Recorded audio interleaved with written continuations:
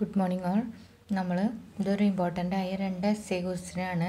Short run law and long run law എന്ന് പറയുന്നത്. The law of variable proportion അല്ലെങ്കിൽ law of diminishing return.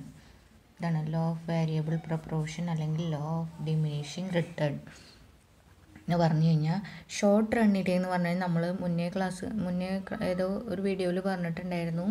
Short റണ്ണിൽ നമുക്ക് variable factors മാറ്റാം. Fixed കോസ്റ്റുകൾ പെട്ടെന്ന് മാറ്റാൻ പറ്റില്ല. അതായത് ഒരു വർഷത്തിനുള്ളിൽ നമുക്ക് റോ മെറ്റീരിയൽസിൻ്റെ കോമ്പിനേഷൻസ് മാറ്റാം, അല്ലെങ്കിൽ നമുക്ക് ലേബേഴ്സിനെ കൂടുതൽ വെക്കാം, അങ്ങനെയൊക്കെ ചെയ്യാൻ പറ്റും. പക്ഷേ ബിൽഡിങ് മാറ്റുക, മെഷീനറി മാറ്റുക, അങ്ങനെയുള്ള കാര്യങ്ങൾ ബുദ്ധിമുട്ടാവും. ഷോർട്ട് റണ്ണിലാണ് വേരിയബിൾ കോസ്റ്റ്. അതായത് വേരിയബിൾ കോസ്റ്റ് എന്ന് പറഞ്ഞു കഴിഞ്ഞാൽ നമുക്ക് പെട്ടെന്ന് ചേഞ്ച് ചെയ്യാൻ പറ്റാവുന്ന കോസ്റ്റുകൾ. അതായത് ഇപ്പോൾ പ്രൊഡക്ഷൻ അനുസരിച്ച് ചേഞ്ച് ചെയ്യുന്ന കോസ്റ്റുകളാണ് വേരിയബിൾ കോസ്റ്റ്. പക്ഷെ ഫിക്സഡ് കോസ്റ്റ് പറഞ്ഞു കഴിഞ്ഞാൽ പെട്ടെന്ന് നമുക്ക് പ്രൊഡക്ഷൻ ഉണ്ടായാലും ഇല്ലെങ്കിലും ഉണ്ടാവുന്ന കോസ്റ്റാണ് ഫിക്സഡ്. റെൻ്റ് ഓൺ ബിൽഡിങ് അങ്ങനെയുള്ള കാര്യങ്ങൾ. അപ്പോൾ അങ്ങനെയുള്ള കോസ്റ്റുകൾ നമുക്ക് ഷോർട്ട് റണ്ണിൽ മാറ്റാൻ പറ്റില്ല. അപ്പോൾ എങ്ങനെ നമുക്ക് ഈ ഷോർട്ട് റണ്ണിലെ വേരിയബിൾ ഇൻപുട്സ് ചേഞ്ച് ചെയ്തുകൊണ്ട് പ്രൊഡക്ഷൻ കൂട്ടാൻ പറ്റും എന്നാണ് ഈ ലോ പറയണത്. ഇൻ ഷോർട്ട് റണ്ണിൽ some factors are fixed and some others are variable. Short റണ്ണിൽ ഫിക്സഡ് ആൻഡ് വേരിയബിൾ എന്ന് പറഞ്ഞ കൺസെപ്റ്റ് ഉള്ളൂ കോസ്റ്റ്. ലോങ് റണ്ണിൽ എല്ലാ ഫാക്ടേഴ്സും എന്താണ്, വേരിയബിൾ ആണ്. അപ്പോൾ to produce more output additional units of the variable input have to be used. അതായത് fixed ആയിട്ടുള്ള ഐറ്റംസ് ഷോർട്ട് റണ്ണിൽ നമുക്ക് ചേഞ്ച് ചെയ്യാൻ പറ്റില്ല. അപ്പോൾ നമുക്ക് ഔട്ട്പുട്ട് കൂട്ടണം എന്നുണ്ടെങ്കിൽ എന്താണുള്ള ഓപ്ഷൻ, വേരിയബിൾ ഇൻപുട്സിൽ ചേഞ്ച് വരുത്തുക.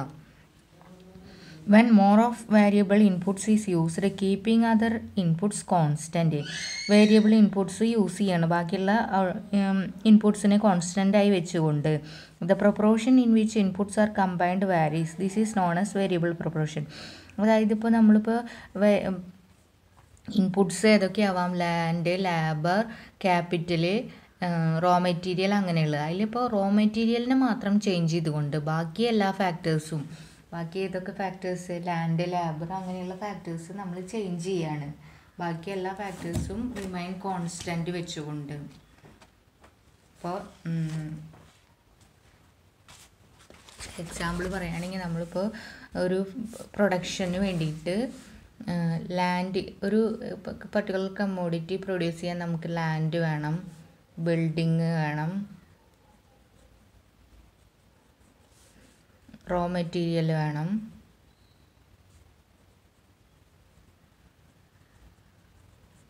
പിന്നെ ലേബർ വേണം എന്ന് വിചാരിക്കാം. ഇതിൽ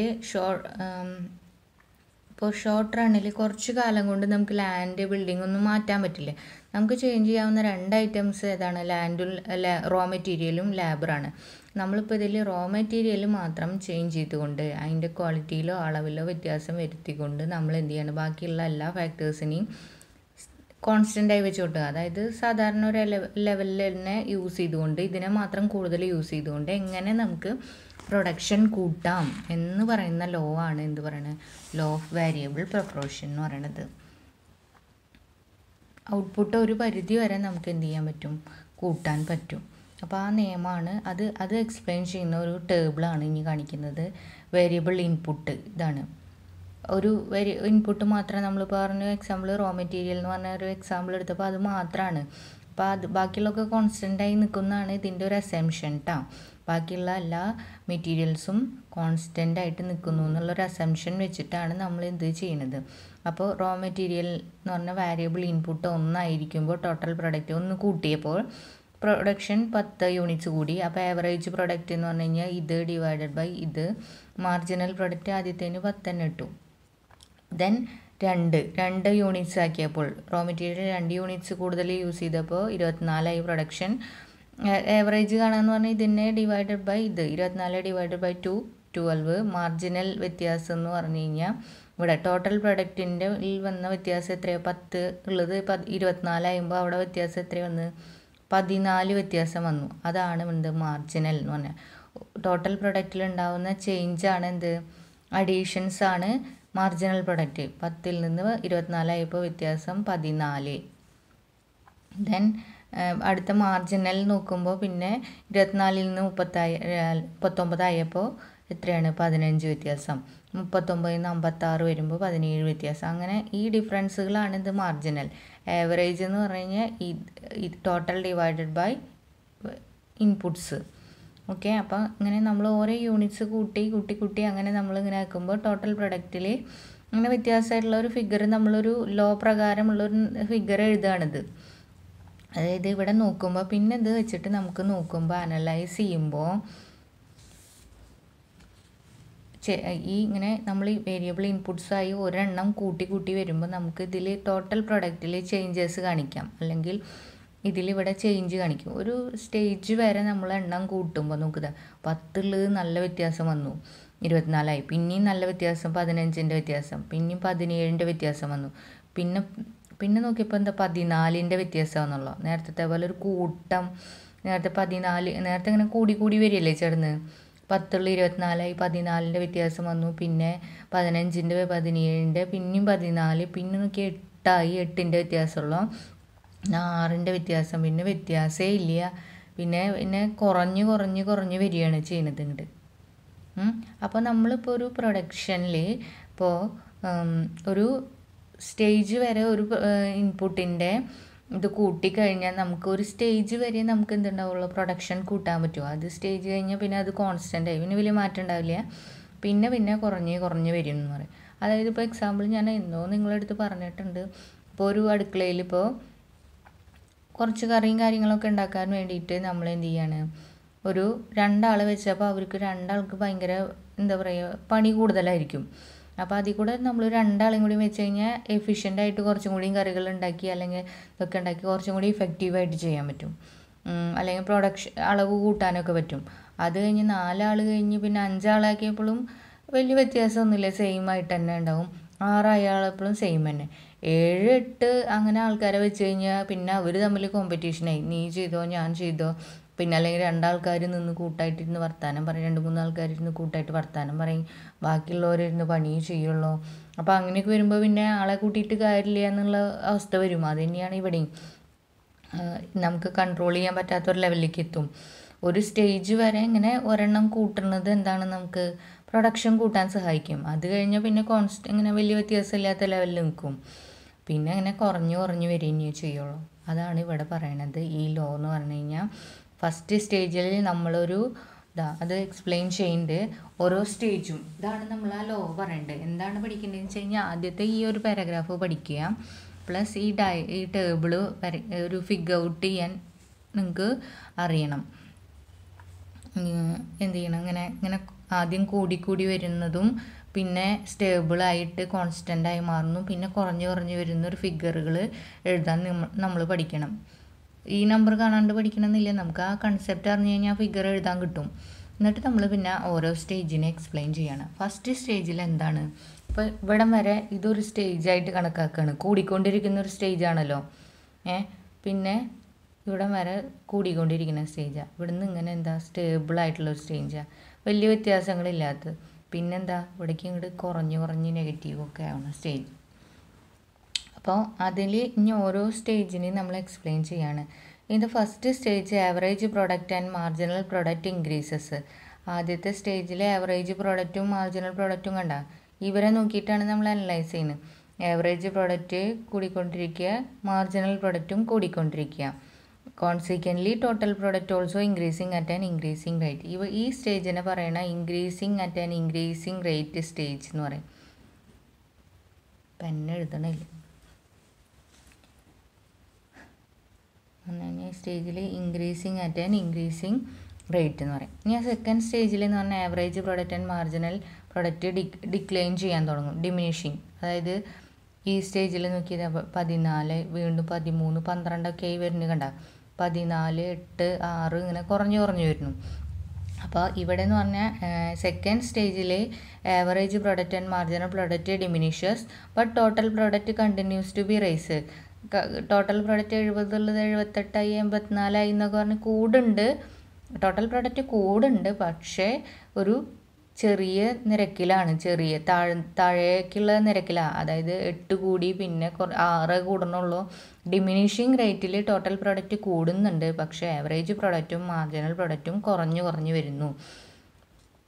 അപ്പോൾ അത് അടുത്ത സ്റ്റേജ് കേട്ടോ. രണ്ടാമത്തെ സ്റ്റേജ് അതാണ്. ഇനിയൊരു സ്റ്റേജും കൂടി ഉണ്ട്. ഇത് തേർഡ് സ്റ്റേജ് എന്ന് പറഞ്ഞാൽ മാർജിനൽ പ്രൊഡക്റ്റ് ബിക്കം നെഗറ്റീവ് ആവും. മാർജിനൽ പ്രൊഡക്റ്റ് കണ്ട നെഗറ്റീവ് -30 -3 -5 ആയി മാറി. ടോട്ടൽ ആവറേജ് പ്രൊഡക്റ്റ് പ്ലസ് തന്നെയാണ്, പക്ഷെ കുറഞ്ഞു വരുന്നു. ടോട്ടൽ പ്രൊഡക്റ്റും ഇവിടെ എന്താണ് 84 ഉള്ളത് 81 76 അപ്പോൾ കുറഞ്ഞു വരുന്നു. മറ്റേ ഈ സ്റ്റേജ് വരെ എന്താണ് കൂടി വരികയാണ് ചെയ്തിടുന്നത്.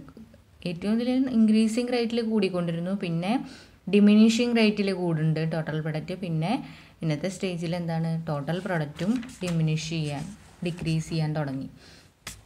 ആവറേജ് പ്രൊഡക്റ്റ് ഫാൾ ചെയ്യാൻ തുടങ്ങി, മാർജിനൽ പ്രൊഡക്റ്റ് നെഗറ്റീവായി. ഇതൊക്കെ പഠിക്കേണ്ട, ഈ സ്റ്റേജുകൾ പഠിക്കണം കേട്ടോ. ബിക്കം നെഗറ്റീവായി, ടോട്ടൽ പ്രൊഡക്റ്റ് ഡിമിനിഷിങ് ആയി, ആവറേജ് പ്രൊഡക്റ്റ് ഫാൾ ചെയ്യാൻ തുടങ്ങി. ഫസ്റ്റ് സ്റ്റേജിൽ എല്ലാവരും marginal product, average product, total product ഒക്കെ ഇൻക്രീസിങ് റേറ്റ്. സെക്കൻഡ് സ്റ്റേജിൽ മാർജിനൽ പ്രൊഡക്റ്റും ആവറേജ് പ്രൊഡക്റ്റും എന്ത് സംഭവിക്കുന്നു? ഡിക്രീസ് ചെയ്യുന്നു. ടോട്ടൽ പ്രൊഡക്റ്റ് ഇൻക്രീസ് ചെയ്യുന്നുണ്ട്, പക്ഷേ ഡിക്രീസിങ് റേറ്റിലാണ്. തേർഡ് സ്റ്റേജിൽ മാർജിനൽ പ്രൊഡക്റ്റ് നെഗറ്റീവായി, ആവറേജ് പ്രൊഡക്റ്റ് ഫാളാണ്, ടോട്ടൽ പ്രൊഡക്റ്റ് എന്തായും ഡിമിനിഷിങ് തുടങ്ങി. ഇനി ഇത് നമുക്ക് ഡയഗ്രാത്തിലേക്ക് വരച്ച് നോക്കി കഴിഞ്ഞാൽ, ആ ടേബിൾ എടുത്തിട്ട് നിങ്ങളൊരു ഡയഗ്രാം ആക്കി കൊടുത്തു കഴിഞ്ഞാൽ ഔട്ട്പുട്ട് ഈ സൈഡിൽ കാണിക്കുക. ആവറേജ് ഔട്ട്പുട്ട്, അതായത് total product, average product, marginal product ഈ ആക്സിസിൽ കാണിക്കും. വൈ ആക്സിസിൽ യൂണിറ്റ്സ് ഓഫ് വേരിയബിൾ ഫാക്ടർ നമ്മൾ എക്സ് ആക്സിസിൽ കാണിക്കും. അങ്ങനെ ടോട്ടൽ പ്രൊഡക്റ്റ് കർവ് ഇത്, ആവറേജ് പ്രൊഡക്റ്റ് കർവ് ഇത്, മാർജിനൽ പ്രൊഡക്റ്റ് കർവ് ഇത്. വളരെ ഇമ്പോർട്ടൻ്റ് ആണ്, ടെസ്റ്റിലേക്ക് ചോദിക്കാറുള്ളതാണ്. അപ്പോൾ അങ്ങനെ ഈ ഓരോ സ്റ്റേജും ഈ ഡയഗ്രാം വെച്ച് എക്സ്പ്ലെയിൻ ചെയ്യാൻ പഠിക്കണം കേട്ടോ. It can be seen that diagram first സ്റ്റേജിൽ എല്ലാവരും എല്ലാവരും ഇതൊക്കെ കണ്ട അങ്ങനെ പൊന്തിക്കൊണ്ടിരിക്കുക, ഇങ്ങനെ ഇങ്ങനെ ഉണ്ടാകും, മല കയറിക്കൊണ്ടിരിക്കുക എന്ന് പറയണ പോലെ എല്ലാവരും ഉയർച്ചയാണ്, ഇവരും ഉയർച്ചയാണ്. ഇവിടെ വെച്ചിട്ട് ഇൻക്രീസിങ് ആൻഡ് ആവറേജ് എല്ലാവരും ഇൻക്രീസാണ്, ടോട്ടൽ പ്രൊഡക്റ്റ് ഇൻക്രീസിങ് ആണ്. ഈ സ്റ്റേജാണ് ഇൻക്രീസിങ് റിട്ടേണിൻ്റെ സ്റ്റേജ് എന്ന് പറഞ്ഞാൽ എല്ലാവരും ഇൻക്രീസ് ചെയ്യുന്ന. ഇനി എന്താ പറയുക, നമ്മുടെ മാർജിനൽ പ്രൊഡക്റ്റ് താഴേക്ക് വരുന്നതും ആവറേജ് പ്രൊഡക്റ്റും മാർജിനൽ പ്രൊഡക്റ്റും തമ്മിൽ കൂട്ടിമുട്ടുന്ന ഒരു സ്റ്റേജ് വരും ഇവിടെ കണ്ടോ. അതായത് ഡ്യൂറിങ് സെക്കൻഡ് സ്റ്റേജ് എന്താണ്, average product and marginal product decline ചെയ്യുന്നുണ്ട്. ഇവിടേക്ക് രണ്ടും ഇങ്ങനെ കുറഞ്ഞു വരുന്നുണ്ടോ. Movement of A P curve കാണാം, ഡൗൺവേർഡ് ആണ്. ബട്ട് ടോട്ടൽ പ്രൊഡക്റ്റ് എപ്പോഴും റൈസ് ചെയ്യുന്നത്. However it can be total product rises only at a diminishing റേറ്റിലാണ്. ഈ എംപിങ് ഇങ്ങനെ വരച്ച് ഇതാക്കുമ്പോൾ ഇതും മാർജിനൽ പ്രൊഡക്റ്റ് കർവും ആവറേജ് പ്രൊഡക്റ്റ് കർവും ഒരു പോയിന്റിൽ വെച്ചിട്ട് ഇതാക്കും. അവിടെയാണ് നമ്മൾ ഫസ്റ്റ് സ്റ്റേജ് അവസാനിക്കുക. പിന്നെ സെക്കൻഡ് സ്റ്റേജ് എന്ന് പറഞ്ഞു കഴിഞ്ഞാൽ മാർജിനൽ പ്രൊഡക്റ്റ് കർവ് ഇവിടെ 0 ആവുന്ന ഒരു സ്റ്റേജ് വരും. മാർജിനൽ പ്രൊഡക്റ്റ് 0 ആവുന്ന സ്റ്റേജ് ഇതാ കണ്ട ഇവിടെ. അത് നമുക്ക് ഡയഗ്രാക്കി വരയ്ക്കുമ്പോൾ ഇതിവിടെ ഇങ്ങനെ അതിങ്ങനെ വരച്ച് ഇതെന്ന് പറഞ്ഞു കഴിഞ്ഞാൽ ഒന്നുമില്ല, നമ്മൾ ആ ടേബിൾ ഡയഗ്രാക്കുക. ശരിക്കും കറക്റ്റ് അളവൊക്കെ എടുത്ത് വരുമ്പോൾ ഇതേപോലെ ഒരു ഡയഗ്രാം കിട്ടും. ഈ മാർജിനൽ പ്രൊഡക്റ്റ് 0 ആവുന്നിടത്ത് നമ്മൾ എന്ത് നോട്ട് ചെയ്യുക, സെക്കൻഡ് സ്റ്റേജ് നോട്ട് ചെയ്യുക. പിന്നെ നേരത്തെ പറഞ്ഞ കാര്യങ്ങൾ തന്നെ, ടോട്ടൽ പ്രൊഡക്റ്റ് ഇൻക്രീസ് ചെയ്യുന്നുണ്ട് ഈ സ്റ്റേജിൽ കണ്ട പൊന്തിക്കൊണ്ടിരിക്കുന്നുണ്ട്. പക്ഷേ വലിയൊരു ഭയങ്കര കുത്തനെയുള്ള കയറ്റമല്ല, അങ്ങനെ എഴഞ്ഞെഴഞ്ഞ് നീങ്ങാന്ന് പറയില്ലേ, അതായത് ഡിക്രീസിങ് റേറ്റിലുള്ള ഇൻക്രീസാണ്. മാർജിനൽ പ്രൊഡക്റ്റ് 0 ആവുന്നുണ്ട് സ്റ്റേജിൽ. മറ്റേ ആവറേജ് പ്രൊഡക്റ്റ് എന്താണ്, അതും ഫാൾ ചെയ്യാണ്, താഴേക്ക് വന്നുകൊണ്ടിരിക്കുക. അതാണ് സെക്കൻഡ് സ്റ്റേജ് അവസാനിക്കുന്നത്. ഇതിൻ്റെ അപ്പുറം മാർജിനൽ പ്രൊഡക്റ്റ് എന്തായി മാറുന്നു, നെഗറ്റീവ് ആവുന്നതും ഇതും താഴുന്നു, എല്ലാവരും താഴുന്നു. ആ സ്റ്റേജ് 3. അപ്പോൾ ആദ്യത്തെ സ്റ്റേജിൽ എല്ലാവരും ഇൻക്രീസ് ചെയ്യാണ്, സ്റ്റേജ് 1. കണ്ടാ ഈ ഡയഗ്രം ഒക്കെ എന്താണ് increasing at an increasing stage. ആ സ്റ്റേജ് അവസാനിക്കുന്ന എവിടെയാണ്? മാർജിനൽ പ്രൊഡക്റ്റും ആവറേജ് പ്രൊഡക്റ്റും ഈക്വൽ ആവുന്ന പോയിന്റിൽ വെച്ചിട്ട് സ്റ്റേജ് 1 അവസാനിക്കുകയാണ്.